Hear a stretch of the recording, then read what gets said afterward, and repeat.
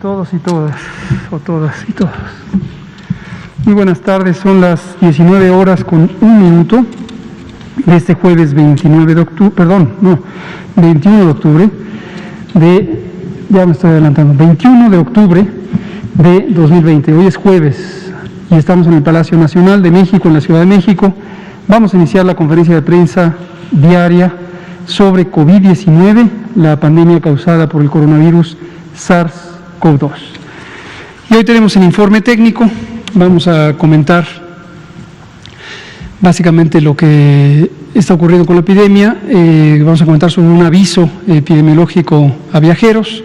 Lo traíamos ayer, pero se nos traspapeló la diapositiva y ya no lo presentamos. El doctor Alomía explicará de qué se trata.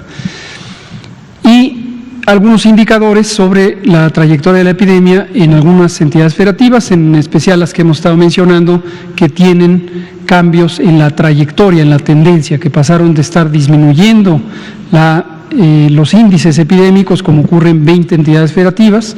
A lo largo de esta semana hemos comentado de 8 que ya no están en disminución, al contrario están en ascenso, y 4 más que están en una fase de meseta. Vamos a comentar sobre eso, viendo unos indicadores que monitoreamos nosotros periódicamente en el trabajo técnico, pero que no habíamos presentado públicamente, y los explicará el doctor Alomía. Y luego abrimos a preguntas y comentarios. Doctor, le pido si es tan amable de presentar. Con mucho gusto, señor subsecretario. Muy buenas tardes también a todas y a todos aquí en Palacio Nacional. Un saludo también a todas las personas que desde diferentes lugares observan a través de diferentes medios también esta conferencia vespertina, que de hecho para el día de hoy es la número 235, así como también el día de hoy es el número 145 de esta nueva normalidad caracterizada por el semáforo de riesgo COVID, que hasta el momento en la todavía mayoría de las entidades federativas ha permitido cumplir con el objetivo precisamente de regular y de llevar de una manera paulatina, tranquila, espaciada este regreso nuevamente a las actividades que tarde que temprano tienen que poder reactivarse, recordando siempre que el bienestar de una persona no es solamente la ausencia de enfermedad, sino también toda una serie de determinantes sociales que contribuyen al mismo, y entre ellos lógicamente destaca la posibilidad que cada una de ellas y que cada uno de nosotros podamos en el día a día obtener el sustento necesario para mantener a nuestras familias y a nosotros mismos. Entonces vamos a actualizar la información del escenario nacional. En este caso son más de 2.249.000 ahora las personas que han ingresado a protocolo de estudio por ser clasificadas como casos sospechosos de la enfermedad. El 47% de ellas ya dio negativo y fue clasificada como caso descartado a COVID-19, y las podemos ver precisamente representadas en las barras de color verde, que por el mismo porcentaje y por la cantidad, que son más de 1.049.000 personas ya para la noche de hoy, pues son el mayor grupo que está representado en esta gráfica. El grupo que le sigue en cantidad son precisamente las barras de color marrón en la parte basal, y representan a un 38% del gran total de personas notificadas que han sido ya confirmadas como casos de COVID-19, y por lo tanto suman de manera acumulada desde que inició la epidemia 874.171, y podemos ver también cómo se han estado comportando en función de estas barras de color café claro. Cuando vemos la altura total de cada una de ellas, dado que están distribuidas por semana epidemiológica en función de cuándo iniciaron con los signos y síntomas de la enfermedad, pues podemos tener una idea general de cuál ha sido el comportamiento de la enfermedad respiratoria, es decir, de las personas que tuvieron signos y síntomas de una infección respiratoria aguda, en algunos casos o en la gran mayoría de ellos leve, pero también en algunos graves. Y bueno, algo que siempre estamos comparando día con día es cómo se están comportando esta altura, que lógicamente representa la cantidad de personas que están bajo esa altura en relación a las semanas previas. Y bueno, podemos ver que la semana 41 41 en relación a la 40 prácticamente ya tienen el mismo nivel. Otro indicador que damos seguimiento puntual es precisamente el porcentaje de positividad. Vimos cómo desde la semana 30 empezó a disminuir después de haber superado el 50%, haber llegado de hecho hasta un 53, 54% en dichas semanas. Luego empezó a tener una tendencia descendente, un incremento en la semana 38 que formó una onda, y ahora para la semana 41 tenemos nuevamente un incremento más allá de la altura total de las barras y sigue en 41%, que es el que hemos tenido pues prácticamente ya en los últimos 3 días. Vamos a ver la siguiente diapositiva, en donde graficamos también por semana epidemiológica y por fecha de inicio de síntomas los casos que estamos estimando de seguro son ya confirmados y por lo tanto casos acumulados de COVID-19 en México. Por eso les decimos estimados, y veíamos ya hace algunos días que esta estimación superaba el 1.000.000 de casos. Para el día de hoy casi 1.015.000 casos, y esto nos permite precisamente ver el comportamiento de la curva epidémica y en su momento qué tendencias están teniendo la misma en su comportamiento semanal. Para el día de hoy tenemos el incremento de otros 2 puntos porcentuales. Ayer era entre la semana 40 y 41 6%, hoy día es de 8%, y es lo que hemos visto un poco siempre en el comportamiento de la curva, que durante la semana esta puede ir incrementándose en función de la cantidad, lógicamente, de casos que se van confirmando y a su vez el porcentaje de positividad que nos permite estimar a los mismos. Entonces estamos hoy día jueves, faltan todavía 2 días para que cierre esta semana. Sabemos que normalmente los últimos 2 días es cuando menos movimiento en magnitud tenemos, pero que eso quiere decir que todavía ese 8% de incremento pudiera todavía elevarse un poco más antes de que cerremos la semana 41 en la gráfica. Continuamos también teniendo un incremento en la cantidad de personas que se han recuperado. Para el corte de hoy, 636.391 ya se consideran casos recuperados de la enfermedad. Y más allá de la totalidad de los casos estimados, otro indicador al que también le damos un seguimiento puntual es precisamente el de las personas que integran el grupo de casos activos, es decir, la epidemia activa en México, ¿no? Personas que iniciaron con sus signos y síntomas en las últimas 2 semanas, que hoy representan un 5% de esa totalidad de casos, recordando que aquí también utilizamos la estimación para poder acercarnos lo más posible a la realidad observada. Veamos la siguiente diapositiva. Tenemos la actualización también del comportamiento de la mortalidad. El dato lo tenemos siempre en la primera diapositiva, es decir, para el corte del día de hoy son 87.894 lamentables defunciones, personas que perdieron la vida a consecuencia de las complicaciones de la enfermedad, y están distribuidas también por la fecha de ocurrencia, es decir, la fecha en que ocurrió la defunción, en las barras de color azul claro. Pero además en esta gráfica integramos no solamente las defunciones que ya están confirmadas, sino para poder tener una señal oportuna de cuál es el comportamiento de las defunciones, integramos también los demás grupos, así como lo hacemos en la primera gráfica, es decir, aquellas defunciones que igual no tuvieron la oportunidad de una muestra, o que si tuvieron una muestra ya no hubo la oportunidad de un resultado, e inclusive aquellas que serían 450, en donde sí estamos esperando todavía un resultado. Siempre recalcamos que estos 3 grupos, el gris, el negro y el de color naranja, no se van a quedar en esa clasificación o en esa situación. Tarde que temprano, y en la medida que cada una de las entidades federativas avance con los procesos de dictaminación de estos casos, finalmente todos estos 3 grupos tendrán o que pasar al grupo azul, es decir, serán dictaminados y por lo tanto confirmados como casos, como defunciones por COVID-19, o si producto de la dictaminación también podrán pasar lógicamente al grupo de descartados. Pero entonces, como hay una expectativa de que estas defunciones puedan convertirse en confirmadas, vemos en la línea de color naranja el comportamiento y la tendencia de la mortalidad a nivel nacional.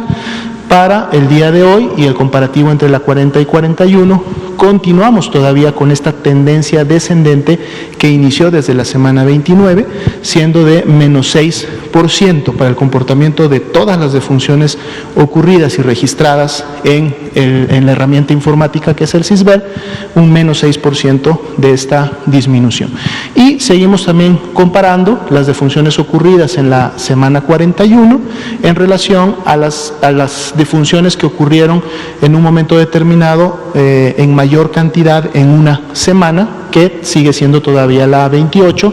Teníamos una disminución de 60%, el día de hoy es 59%, quiere decir que prácticamente todavía se mantiene esa gran diferencia y la clara tendencia descendente que aún no ha tenido alteraciones como lo veíamos sí en la tendencia de los casos. Vamos a ver la siguiente diapositiva. Tenemos ahora este modelo de ocupación hospitalaria que además nos permite observar también un poco la tendencia de cómo se han comportado estas hospitalizaciones.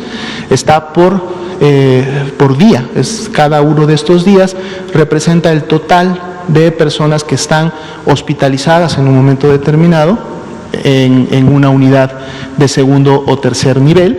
La ocupación en media nacional para las camas generales continúa siendo de 31%, para las camas con ventilador 26%, y podemos ver que esa tendencia ascendente que inició prácticamente hace una semana ha mantenido su curso, y esto lógicamente, dado que es un gráfico que día con día podemos observar, vamos a ver en función de las medidas de mitigación que se estén implementando, sobre todo en aquellas entidades que están teniendo incrementos en su transmisión y en sus curvas, y aquellas que sobre todo están ya en una fase de rebrote, pues podamos en su momento ver como resultado de estas medidas, lógicamente una estabilización. Todavía no la vemos, todavía tenemos esa tendencia ascendente, que lógicamente en función del comportamiento previo y ocurrido en las semanas con mayor circulación a nivel nacional, todavía es un ascenso, digamos,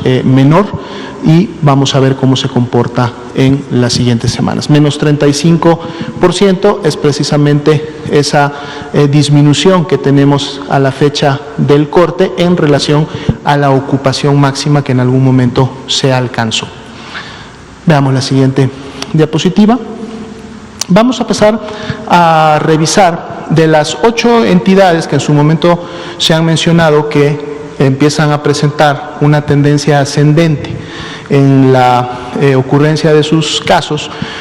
6 de ellas precisamente tienen ya características de lo que en su momento pudiera considerarse como un rebrote, y esto precisamente lo vemos en función de la revisión de los diferentes indicadores. Los gráficos que vamos a ver a continuación fueron extraídos de las herramientas que se utilizan para precisamente realizar el monitoreo diario de cada una de las entidades, y en algunos casos también de algunos municipios prioritarios, y que a través de su revisión precisamente nos permiten tener una señal oportuna de lo que puede estar ocurriendo en la entidad y lógicamente entrar en comunicación con ella para incrementar la magnitud de su respuesta o en su momento la implementación de las actividades. Explico rápidamente las gráficas, dado que las vamos a ver en las siguientes 5 entidades. Estaríamos empezando con Aguascalientes.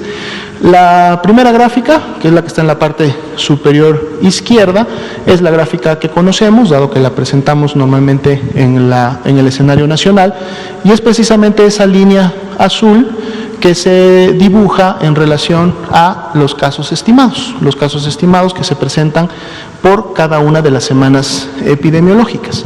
Lo que podemos ver precisamente en el comportamiento de Aguascalientes es que en la semana 39, después de tener un comportamiento ondulante elevado, es decir, no había tendencia descendente, tuvo un comportamiento ondulante siempre sobre el pico que había alcanzado en la semana 29, en vez de continuar con ese comportamiento ondulado en la semana 41, más bien la 41 es la que ahora tiene ese incremento, que ahora supera lo observado en previos picos. Por eso decimos que ya es una entidad que tiene de entrada con este indicador características de un rebrote en función al comportamiento que había venido observando. En la gráfica que tenemos en el lado derecho, en la parte superior, es precisamente el porcentaje de positividad, que es otro de los indicadores que también estamos midiendo día con día en las entidades. Aquí está representado de manera semanal y además tiene otras dos líneas. Una representa la demanda diagnóstica, que es precisamente la curva verde.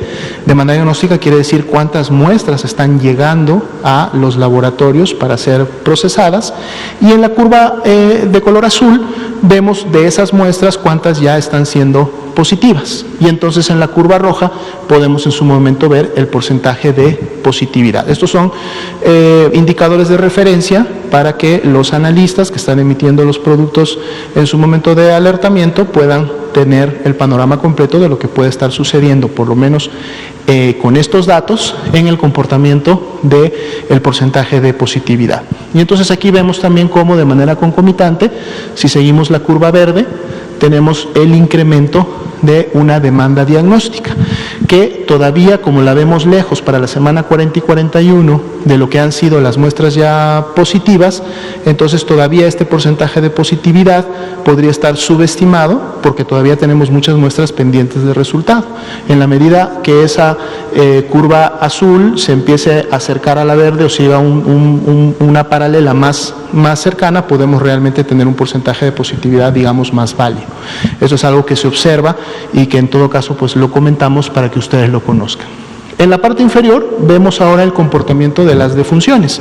También lo veíamos en el escenario nacional, y aquí es prácticamente, esta curva es el total de las defunciones ocurridas y reportadas en el sistema. Es decir, no estamos quitando defunciones que en su momento tengan pendiente resultado, que no tengan una muestra, no. El total de defunciones ocurridas están representadas en esta línea, porque eso nos da la señal más oportuna de lo que podría estar pasando en el tema de mortalidad. Y aquí lo que podríamos diferenciar es que en el caso de Aguascalientes, vean ustedes que la estimación de casos tiene 2 semanas continuas en fase ascendente, y en la última supera los picos que anteriormente había tenido, pero este efecto no se aprecia en las defunciones, es decir, todavía no hay una afectación en lo que tiene que ver con la mortalidad, más allá del incremento de los casos. Veamos la siguiente diapositiva. Estos son 2 indicadores ya bastante conocidos por ustedes, solo que para efecto del monitoreo diario están representados. En el lado izquierdo tenemos la ocupación de camas generales y en el derecho la ocupación de camas con ventilador. Los colores que ven ustedes en el fondo son precisamente los que asigna el lineamiento de reconversión hospitalaria, que además son congruentes y están alineados con los del semáforo de riesgo COVID, y entonces al analista le permite ver, en función del comportamiento diario de la hospitalización, en este caso de la ocupación, que es precisamente la línea con puntos, ver esta línea con puntos más allá de que tenga un ascenso o que tenga un descenso, que se mantenga estable en función del rango en donde se encuentra. Entonces, en el caso de Aguascalientes podemos ver que, por ejemplo, las camas generales todavía se encuentran en un rango verde, es decir, por debajo del 30% de ocupación para camas generales. No así las camas con ventilador, en donde estuvieron fluctuando dentro ya de un rango amarillo, pero además en los últimos días lograron ya sobrepasar este rango amarillo y llegar en un día al rango naranja. ¿Esto qué significa? Si bien cierto, en el amarillo se empiezan a llevar a cabo todas las actividades de preparación para iniciar con la reconversión, cuando una entidad llega al color naranja, entonces la reconversión debe ya de iniciar, porque esta reconversión debe estar en proceso si en caso la entidad llega al rango rojo, que hablábamos de ese nivel de seguridad del 70%, que precisamente representa el rango rojo. Pero entonces aquí podemos tener una visual rápida del comportamiento. Camas generales, todavía estamos en buenos niveles de seguridad. Camas con ventilador, estamos en un amarillo alto, digamos, para la entidad, lo cual pues empieza a detonar primeras acciones para efectos de prepararse ante una posible saturación que todavía para efectos de Aguascalientes está lejos de suceder. Habiendo explicado las gráficas, nos vamos más rápido en las siguientes. Vamos a ver ahora el siguiente estado, y aquí tenemos a Chihuahua. Veamos que Chihuahua sí tiene un incremento importante, un ascenso rápido, es decir, una velocidad de transmisión que se ha dado prácticamente en las últimas 2 semanas. El pico de la semana 41 supera por mucho, casi 4 veces a lo que se había observado en semanas previas. Los indicadores del porcentaje de positividad, prácticamente los 3, tienen tendencia ascendente, lo cual también nos habla de que entonces estamos teniendo un incremento en la toma de muestras y en el envío de estas a la red de laboratorios. Y en este caso podemos ver que la mortalidad, es decir, las personas que están falleciendo por infección respiratoria aguda grave, también presenta ya un incremento que prácticamente va en paralelo al incremento de los casos estimados, y que inclusive para la semana 42 este incremento ha superado lo que hemos visto en semanas previas, o en la semana 19, que fue cuando tuvieron el mayor incremento. Entonces esto es lógicamente algo que produce un alertamiento todavía de mayor intensidad. Veamos la siguiente, donde vamos a ver la ocupación hospitalaria, y vean cómo las camas generales y las camas con ventilador están actualmente en rangos naranjas. La primera de ellas, que son las camas generales, están prácticamente bordeando ya el rango rojo, pero además podemos ver cómo se ha comportado en los últimos días, es decir, de haber estado hasta el 5 de octubre todavía en un rango verde, vino un escalamiento rápido que lo ha llevado hasta un rango naranja superior. Lo mismo sucede a partir del 7 de octubre en el caso de las camas con ventilador. Entonces, en este caso tenemos prácticamente 5 indicadores que están confluyendo con información que nos dicen que la transmisión se ha incrementado de manera importante en Chihuahua, y que por lo tanto hay acciones inmediatas que se están tomando, y de seguro esperamos en algunos días o en una semana más podamos ver resultados de las mismas. Veamos el siguiente estado. Aquí tenemos a Durango. Durango también, un incremento importante de la semana 40 y 41, prácticamente duplicando, un 2.5 de lo que habíamos visto en semanas previas. Vean también cómo para la semana 40 y 41 se incrementan los indicadores del porcentaje de positividad. Felizmente, la mortalidad no ha seguido ese comportamiento, al igual que Aguascalientes, la mortalidad todavía se mantiene en descenso, es decir, no ha superado comportamientos anteriores. Y si vemos la siguiente diapositiva, los indicadores para la ocupación hospitalaria, tenemos a las camas generales en un rango naranja, que lo alcanzó prácticamente en los últimos 5 días, y en el caso de las camas de ventilador todavía estamos en un rango, digamos, amarillo, por debajo de lo que significaría detonar procesos de reconversión. Entonces aquí prácticamente es 2 indicadores los que tenemos al alza, los otros 3 están todavía en niveles, digamos, de seguridad. Veamos el siguiente estado. Nuevo León, un incremento también en la semana 41, sin embargo es un incremento que ha llegado prácticamente a ser similar al que tuvieron en su momento entre las semanas 28 y 29, más sin embargo pues una tendencia ascendente que se está dando ya desde la semana 37, esto para el indicador de casos estimados. Los indicadores de positividad, prácticamente el incremento se ha dado solo en las últimas 2 semanas observadas, 40 a la 41, felizmente la mortalidad no tiene un comportamiento en ascenso, la mortalidad todavía mantiene una tendencia descendente, y si vemos sus indicadores de hospitalización, vamos a ver el de camas, que sería la siguiente diapositiva. Vamos a ver las camas generales ya en un rango naranja, prácticamente en la última semana. Había estado, de hecho, yendo prácticamente en un borderline entre amarillo y naranja desde ya hace un buen tiempo. Y en el caso de las camas con ventilador, todavía en un nivel amarillo, que no requeriría necesariamente detonar acciones de reconversión, pero que si vemos la tendencia, esta se ha ido incrementando prácticamente en la última semana. Aquí lo importante es que la tendencia empiece a disminuir. Veamos el siguiente estado. Querétaro, también un incremento en el indicador de casos estimados, prácticamente ya a 0.8 de lo que veíamos en el pico de la semana 35, porcentajes de positividad con 2 semanas ya de incremento en este indicador también. Felizmente tampoco tenemos a la mortalidad incrementada, la mortalidad continúa, por lo menos en esas últimas semanas, una tendencia descendente. Y si vemos los indicadores de ocupación hospitalaria, en el caso de Querétaro, que es la siguiente diapositiva, ambos indicadores todavía están en un rango verde, es decir, un rango bajo, no han superado el 30%, aunque vemos que en el caso de las camas con ventilador ha estado siempre en un borderline entre un verde y un amarillo, aunque el amarillo todavía no representaría, como decíamos, acciones de reconversión. Entonces estos indicadores todavía dentro de niveles bastante seguros para la entidad. Veamos la siguiente estado, que sería el sexto, precisamente Zacatecas, también su indicador de casos estimados con un incremento importante en la semana 40, prácticamente lograba el mismo nivel del pico de la semana 32 y ya en la 41 excede esta cantidad. Para la semana 40 y 41 y se incrementa la positividad y los indicadores anexos, así como la tendencia en este comportamiento. Felizmente en el caso de Zacatecas tampoco tenemos todavía incremento de la mortalidad y más bien esta continúa inclusive con una tendencia descendente. Y finalmente las camas con ocupación, también en niveles bastante seguros todavía. Habían estado ambos en niveles verdes en los últimos días. Vemos que para ya el 20-21 de octubre empiezan a subir al rango amarillo, pero es un rango amarillo todavía bajo, que con medidas lógicamente de mitigación comunitaria podrían empezar a bajar en los siguientes días, pero para efectos del indicador todavía en un muy buen nivel de seguridad.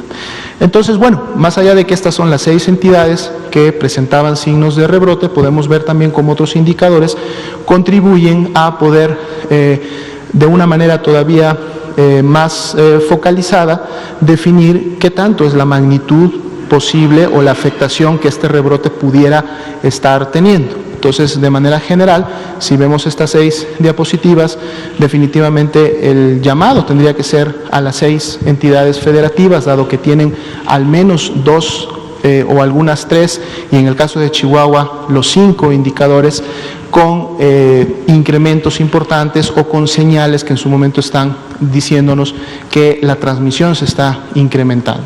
Así como en un momento sucedió en muchas otras entidades federativas, inclusive ellas mismas, que a través de la aplicación de medidas de prevención en la comunidad, prevención de contagios, disminución de la actividad social, sobre todo en los espacios públicos, la implementación de acciones para la prevención de la transmisión y de la enfermedad en sí, pues es prácticamente son las mismas actividades que en este momento pueden incrementarse, pueden ser puestas en práctica por toda la población, y el resultado esperado de llevar a cabo estas actividades tendría que ser nuevamente en un descenso. Por eso el semáforo de riesgo COVID, precisamente su objetivo es alertar de manera oportuna a la entidad, decirle: estás incrementando tu riesgo en general, entonces debes de incrementar también tus medidas de mitigación si queremos nuevamente volver a ver descensos o estabilidades en el comportamiento de sus epidemias. Me parece que tenemos un último componente, o no sé si se nos quedó al principio, lo de internacional, por favor. Son 3 diapositivas nada más y cerramos rápido con esto.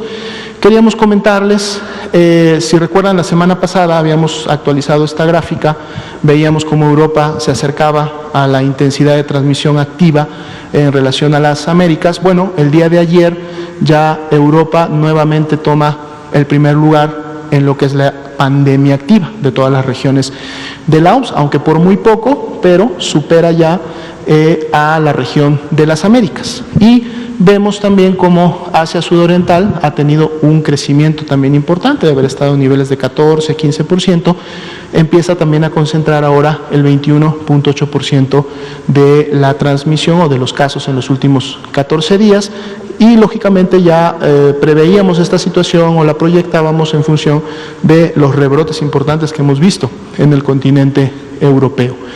Si vemos la siguiente diapositiva, es un poco la evolución que hemos tenido en relación a la publicación de avisos preventivos de viaje. El primero de ellos lo publicamos tan temprano en el año como fue el 9 de enero.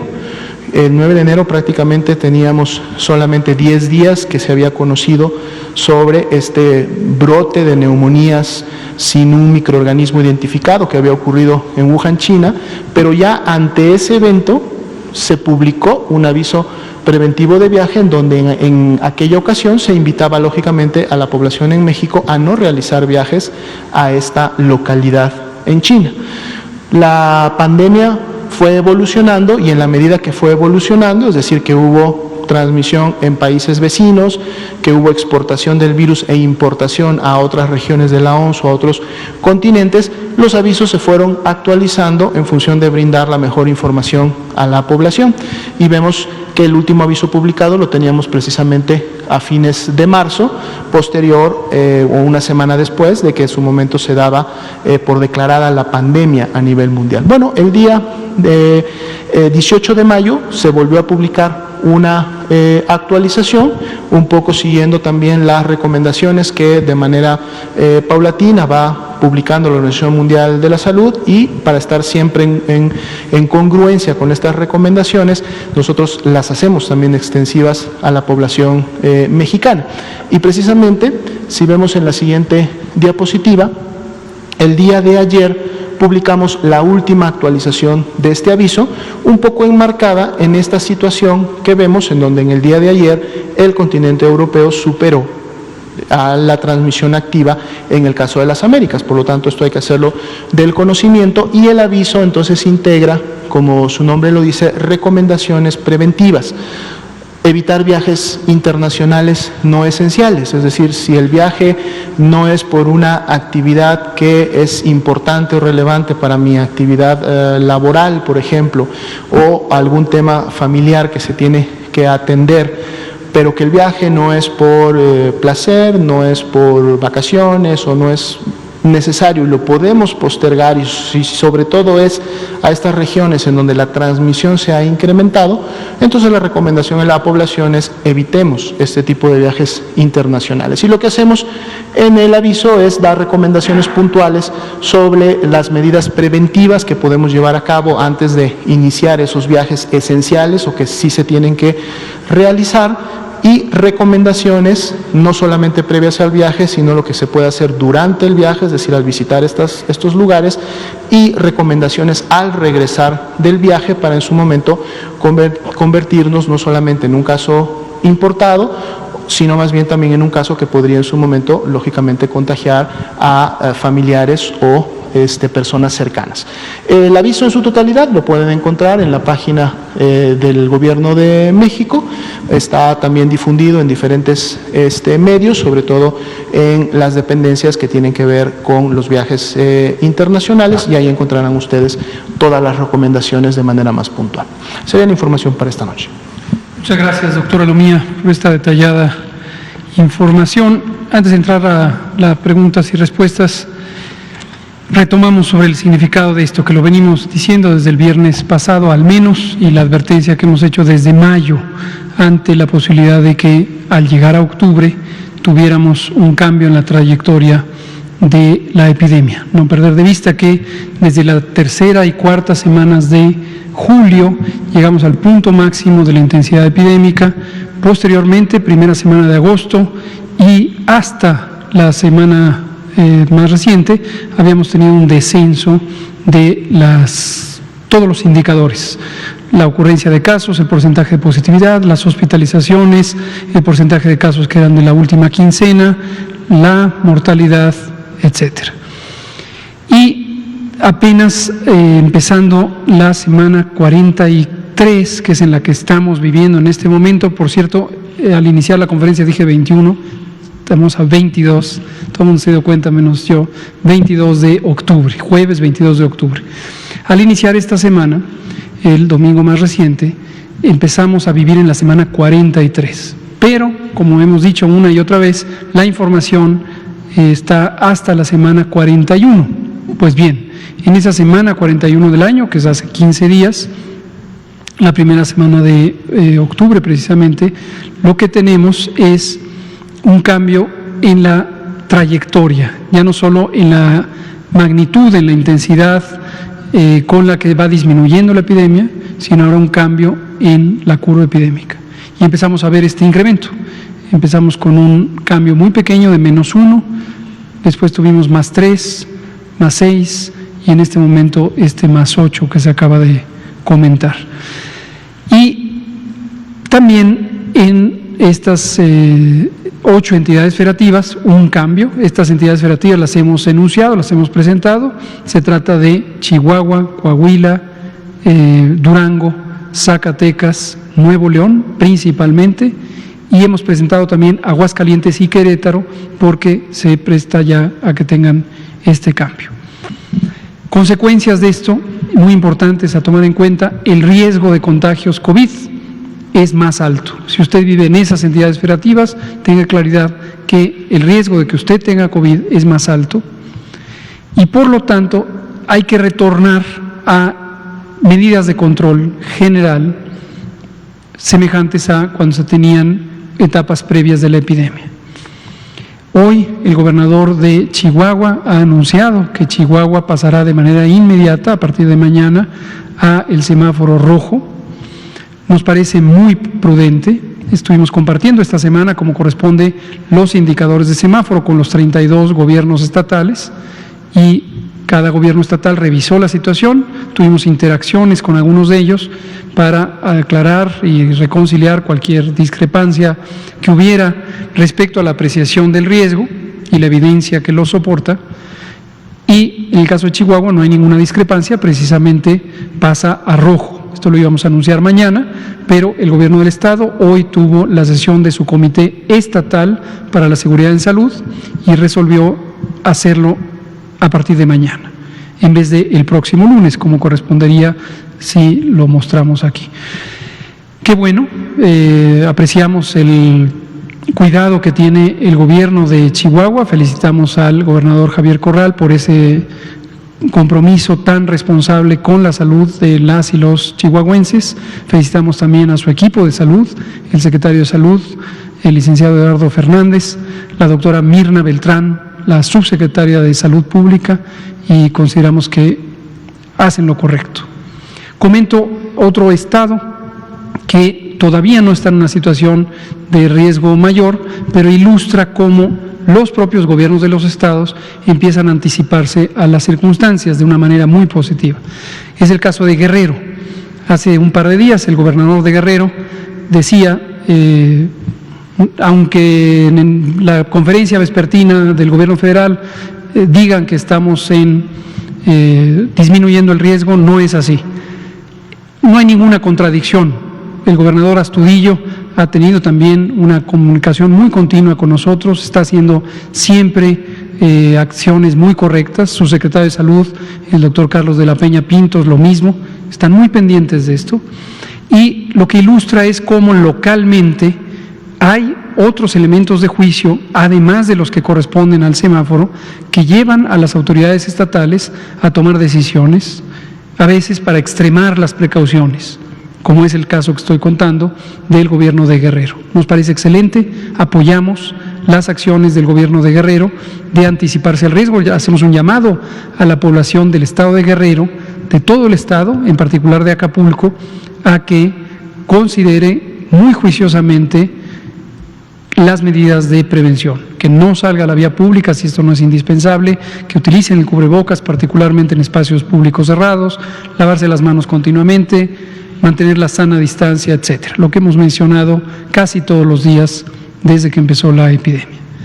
Y finalmente, el aspecto económico y social. También hace unos días algunos actores clave del acontecer económico y social, muy destacadamente nuestro secretario de Hacienda, el maestro Arturo Herrera Gutiérrez, señalaban los retos de reactivar la economía y la necesidad de que se controle la epidemia o de que disminuya la intensidad epidémica para poder proceder a reactivar la economía. Esto es una realidad para todos los países del mundo. Las palabras del maestro Arturo Herrera se refieren no solamente a que se controle la epidemia en México. No es posible reactivar la economía de un país si no se controla la epidemia en todo el mundo. o por lo menos en partes sustantivas del mundo, porque las economías contemporáneas están interconectadas. Existe una enorme dependencia económica entre los países, entonces puede controlarse la situación de la epidemia en un país, puede eso llevar a el desconfinamiento, pero si en otro país con el que hay dependencia económica está en un momento de intensidad epidémica y hay confinamiento, pues no se puede reactivar la economía del país de origen. Entonces, esta es una realidad. Y aquí, aunque todas y todos quisiéramos que la epidemia acabara de manera casi inmediata, mejor aún que no hubiera ocurrido, es muy, muy importante mantener la conciencia de la realidad, de lo que es científicamente razonable esperar. Cuando empiezan a surgir los rebrotes en Europa Occidental, cuando en algunos países, como es el caso de México, hay signos ya del inicio de un rebrote, cuando en Estados Unidos y Canadá tienen también rebrotes, empiezan a surgir nuevamente los planteamientos especulativos. Si todo mundo usara el cubrebocas, se acaba la epidemia en 6 semanas. No hay evidencia científica de ello. Invito cordialmente a cualquier persona que siga sosteniendo esa idea no fundamentada, a que en vez de escribir columnas en la prensa o divulgar información en las redes sociales desprovista de evidencia, presente la evidencia científica. Realmente, si existiera esa evidencia científica sólida, se agradecería muchísimo. Se agradecería muchísimo. Hoy, por cierto, en la comparecencia del secretario Alcocer, de la que seguramente me van a preguntar, siguen ahí hasta donde tenemos conocimiento, diputadas de 2 partidos se acercaron a regalarme el libro, ahora ya lo vi ensamblado, impreso, de la secretaria y los exsecretarios de Salud. Y recordarán que habíamos comentado que ahí hay un planteamiento, cuando menos cuando lo presentaron, realmente no lo dice el libro, no brinda la evidencia científica de que en 8 semanas acabaría la epidemia, pero cuando lo presentaron dijeron que ese era el planteamiento. Entonces, insisto, ojalá fuera tan fácil, ojalá en 8 semanas se acabara la epidemia, ojalá un instrumento de uso general llevara al control de la epidemia. Lo mismo esta idea de hacer pruebas.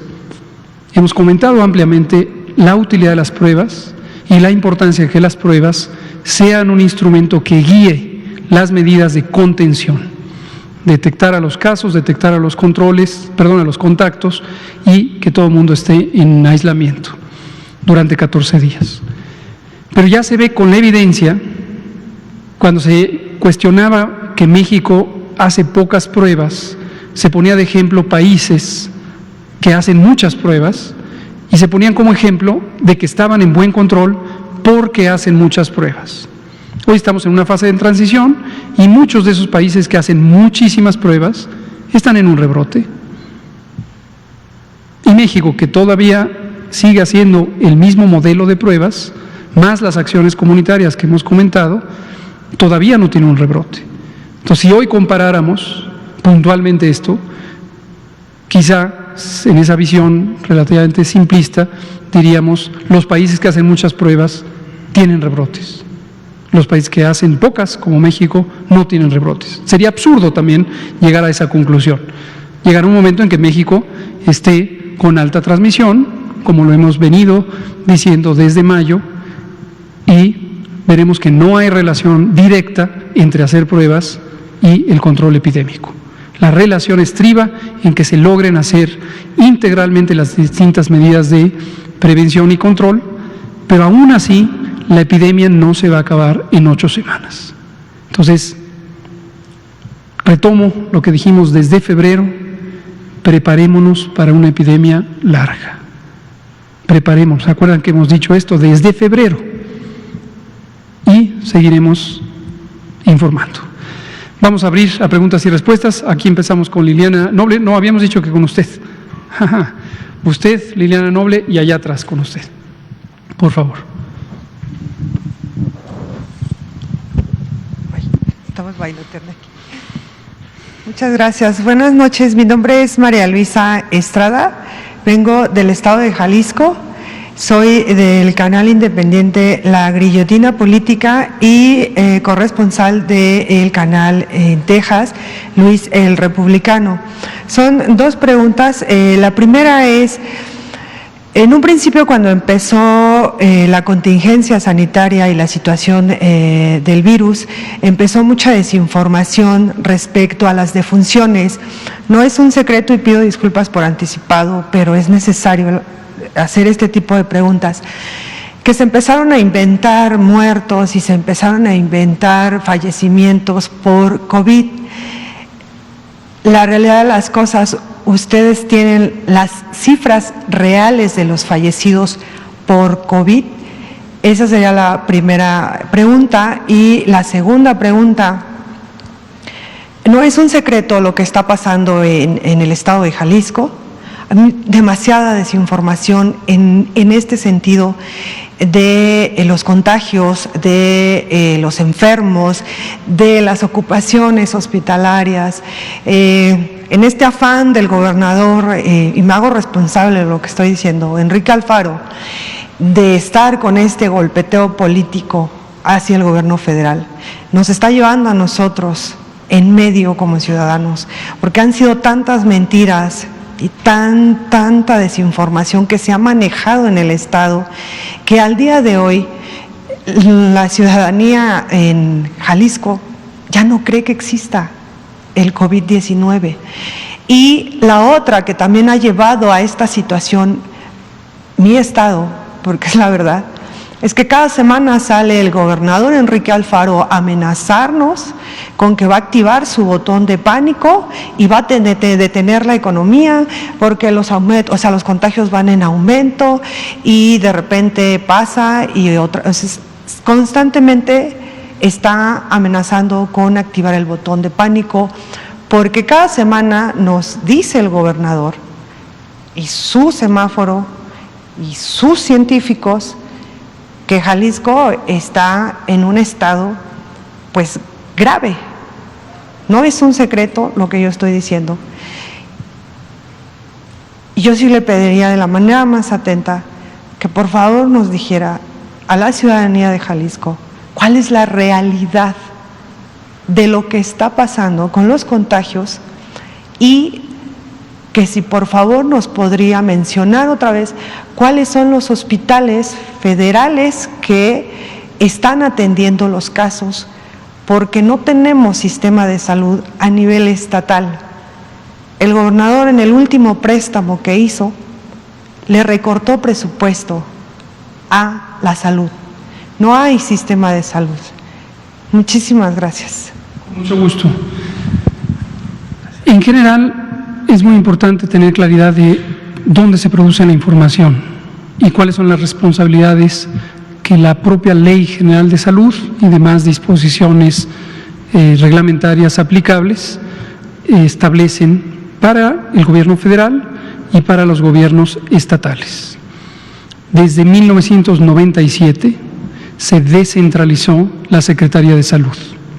Antes hablábamos de la Secretaría de Salud y solo nos referíamos a una, porque cada decisión de salud, administrativa, laboral, jurídica, operativa, financiera, que se tomaba en cada rincón de los servicios de salud para población no asegurada, se tomaban centralmente en la Secretaría de Salud, que se hablaba en singular y se refería siempre a la Secretaría de Salud Federal. Eso cambió en 1997. Pocos años después, 1 o 2, todos los estados, todas las entidades federativas establecieron una Secretaría Estatal de Salud que depende de la persona titular del gobierno, del Poder Ejecutivo Estatal, del gobernador. Así sigue siendo, así sigue siendo. Con respecto a la información, entiendo el sentido de su preocupación de hablar de información real versus no real.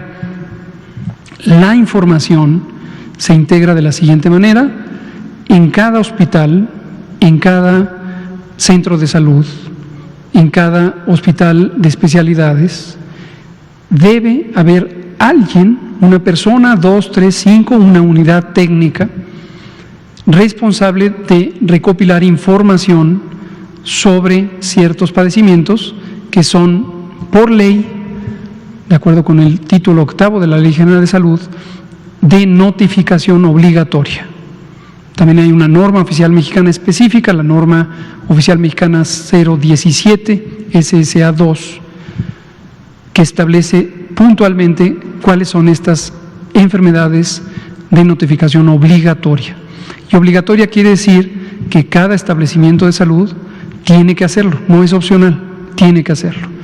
Una enfermedad emergente nueva, como es la COVID-19, inmediatamente se convierte en de notificación obligatoria, porque representa una emergencia de salud pública. Entonces, en cada hospital, alguien recopila esa información y la toma de la manera en que se organice cada hospital, a través de la jefa de enfermeras, a través del jefe de residentes, a través del archivo clínico, etcétera. Esa información, la unidad clínica está obligada a informarla a la autoridad sanitaria estatal. Hay un paso intermedio administrativo, que son las jurisdicciones sanitarias. Antiguamente, cuando el mundo era de papel, no había computadoras, no había sistemas de información, se informaba por medio de papel, se compilaban unas hojas con cuentas de casos y eventos y defunciones, se iba a la jurisdicción sanitaria, se integraba, la jurisdicción sanitaria la mandaba a la oficina estatal de epidemiología y de ahí a la federación. Hoy hay un paso más directo porque las unidades asignadas por el Estado, los hospitales COVID designados por el Estado, están obligados a cargar la información todos los días en una plataforma electrónica que puede observar cada uno de los elementos designados del Estado y de la Federación. Entonces, insistimos mucho en esto. La información no proviene de aquí, la información proviene de las localidades. Si en un momento dado una entidad federativa, la que sea, no informa, o informa de menos, o informa de más, la información aquí se ve perturbada y es exactamente la que transmitimos aquí. Desde luego hay mecanismos de supervisión, nosotros hacemos un control de calidad de la información y puede ocurrir, como ocurrió hace algunos meses, se acordarán que aquí llegamos un día y dijimos suspendemos el semáforo porque hay inconsistencias.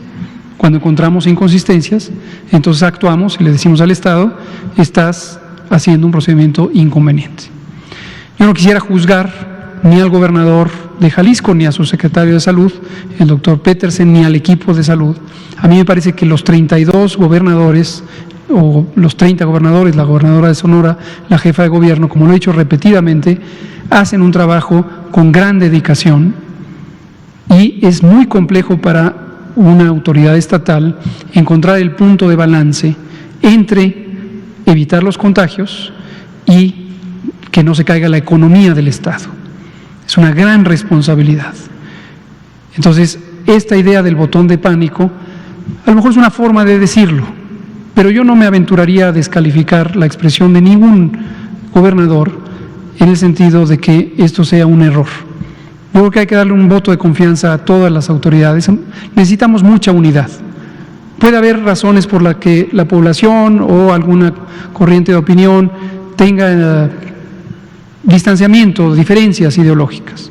Es exactamente el mensaje que llevamos a las cámaras. Hoy mi maestro, nuestro jefe, el doctor Alcocer, justamente expresaba eso frente a los diputadas y diputados en su comparecencia frente a la Cámara de Diputados. Y lo que decía es, qué importante que haya diálogo. Es muy lamentable que un titular de una dependencia como la Secretaría de Salud llegue ahí con la mejor voluntad, la convicción, los elementos de información que hemos preparado, junto con los titulares de el IMSS, el ISSSTE y el INSABI, y llegan con toda esta información, la información real, como usted le llama, la información verdadera, y que esta no sea escuchada. No estoy hablando de la mayoría, de diputados y diputados, de hecho característicamente la mayoría legislativa, tanto en el Senado como en la Cámara de Diputados, escuchan, interactúan, toman en cuenta la información, la analizan y lo puede uno ver por los cuestionamientos. Hacen preguntas puntuales que les permiten ampliar el panorama y tener una visión más integral. Hay diálogo, pero hay una minoría, no solamente legislativa, sino social, que se empeña en una misma idea y vuelve a recitar las mismas 20 cosas.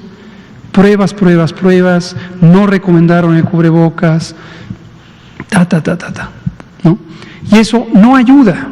Entonces, de parte del Gobierno de México, independientemente de cuál sea el partido, la fuerza política que gobierne en un Estado, lo que decimos es unidad, unidad de propósito, unidad de acción.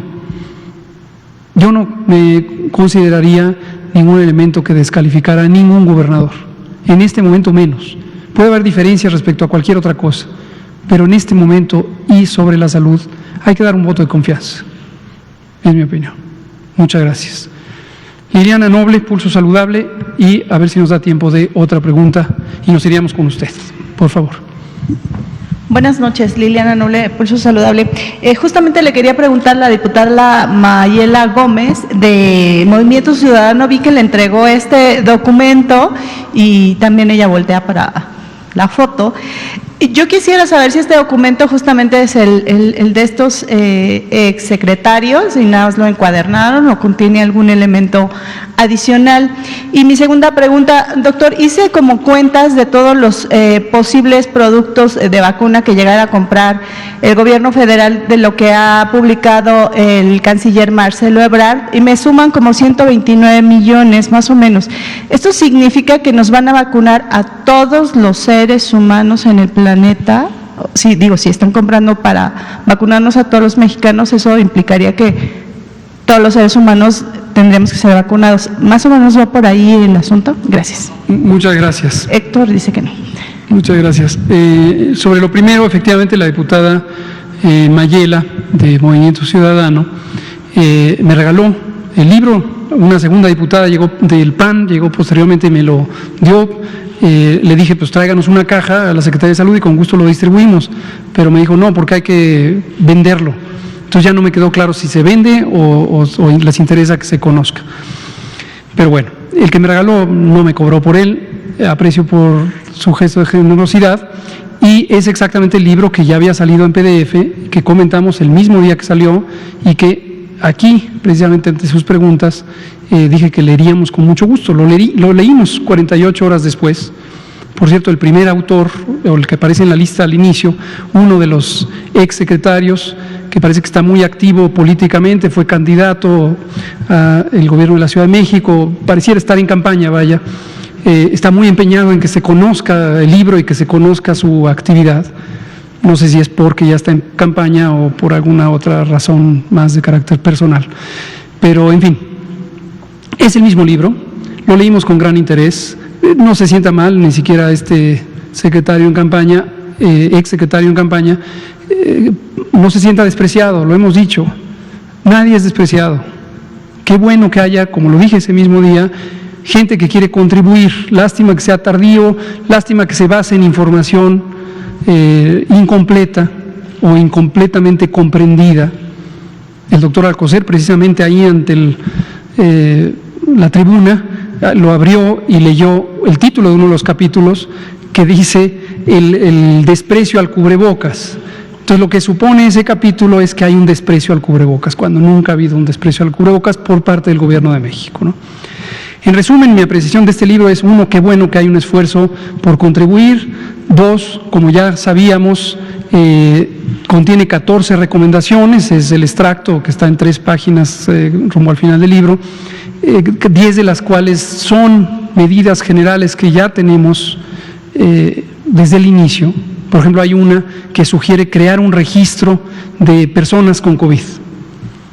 Lo que presentamos aquí todos los días proviene de un registro de personas con COVID. Se llama SISBER, Sistema de Vigilancia Epidemiológica de Enfermedad Respiratoria. Entonces, que en septiembre u octubre se nos recomiende crear un registro pues habla de una incomprensión sobre lo que está ocurriendo, ¿no? Por mencionar una de las intervenciones. El resto del libro, pues es una narrativa que pareciera muy semejante a lo que sale a veces en columnas de opinión. De hecho, citan, por ejemplo, a un intelectual mexicano, Héctor Aguilar Camín, y esas son las referencias bibliográficas de alguno de los capítulos. Nosotros un poco esperaríamos ver artículos científicos, técnicos, sobre la materia, ¿no? Respetamos la opinión, por supuesto, de cualquier intelectual que escriba y opine, ¿no? Pero bueno, eso es lo que ocurrió hoy con respecto al libro y con la Cámara, y agradecemos públicamente, gracias por el libro, ha sido leído y adelante, sigan. En los 2 ejemplares que tengo, pues los compartiré ahora con alguien. De la vacuna, y creo que ya no nos da tiempo de la última pregunta, mañana, no necesariamente todos los ciudadanos del mundo, todos los habitantes del mundo tienen que vacunarse. Y esto tiene que ver con un concepto importante en epidemiología de las enfermedades infecciosas que se llama inmunidad de rebaño. Esto, a lo largo de la epidemia, particularmente con respecto a las decisiones que tomó el gobierno de Suecia, se prestó una interpretación errónea de que inmunidad de rebaño es una estrategia de control. No lo es. La Organización Mundial de la Salud se acaba de pronunciar al respecto, aclarando que ningún gobierno pretende que libremente se infecten sus ciudadanas y ciudadanos hasta que se alcance la inmunidad de rebaño. No es eso. Inmunidad de rebaño, dicho de manera simple, y por eso se llama rebaño, nadie se ofenda que nos llamemos rebaño o que los epidemiólogos usemos esta terminología, se refiere a que somos un rebaño de seres humanos, somos una colectividad, y en la medida en que tengamos un porcentaje de personas que no se pueden infectar porque fueron vacunadas o porque ya fueron infectadas, ya los demás no se pueden infectar. ¿Por qué razón? Porque se interrumpen las cadenas de transmisión. Alguna vez hablamos de eso aquí. Si yo tuviera COVID y vamos a suponer que infecto a las 2 personas, 3 que están en la fila de enfrente, espero que no, espero no tenerlo ni infectarles, pero suponiendo que pasara, entonces ustedes van a transmitir a la siguiente fila y a la siguiente fila y a la siguiente fila, ¿no? Suponiendo que se quedan en sus sillas. Pero si las 3 personas de enfrente ya fueran inmunes, porque están vacunadas, establecen una barrera de protección hacia las personas que están atrás. Entonces ya no se pueden infectar porque hay una barrera. Y por lo tanto no se necesita vacunar al 100%, no necesitamos poblaciones 100% inmunes. Basta con llegar al porcentaje crítico, y eso depende de la transmisibilidad de cada enfermedad, para que sea incapaz el virus de encontrar a alguien a quien infectar durante el periodo infectante de las personas enfermas. ¿Cuál es ese umbral, ese límite? En el COVID es aproximadamente entre 65 y 75%, es lo que bastaría que fuera inmune de la población, de cada lugar, ¿no? Depende obviamente de qué tanto interactúan las personas. Entonces, esa sería lo que hay. Para enfermedades más infectantes, por ejemplo, sarampión es la enfermedad infecciosa más contagiosa de los seres humanos. Y ahí se requiere arriba del 98% de inmunidad. Pero otras enfermedades se requiere menos, 50, 70, 60. ¿no? Eso es como funciona. Entonces, no necesariamente se requiere vacunar a todos. Y por último, en México sí tenemos el empeño de tener un programa universal, en el sentido que hay la voluntad, el dinero, la capacidad, la decisión de vacunar a todos los que se requieran científicamente ser protegidos, ¿no? Por ejemplo, los niños y niñas, no necesariamente vamos a tener la indicación para vacunarles. ¿Por qué razón? Porque los ensayos clínicos de vacunas, todos los que hay en este momento, ninguno está estudiando, por todo un tema de ética en la investigación, ninguno está incluyendo niños, personas menores de 18 años. De modo que no va a ser posible en ningún lugar del mundo, que quede claro, en ningún lugar del mundo, tener la información necesaria para una autorización sanitaria que permita vacunar menores de 18 años. Afortunadamente, los menores de 18 años son de bajo riesgo. Quien tenga enfermedades crónicas podría ser considerado en otra condición.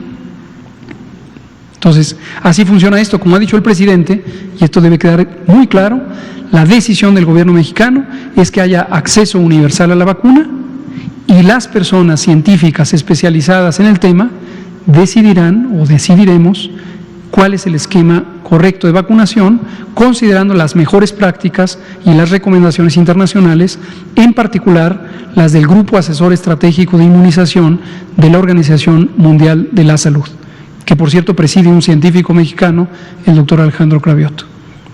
Muchas gracias, pues aquí terminamos, nos vemos mañana. Empezamos con usted. Gracias. 20 horas 6 minutos.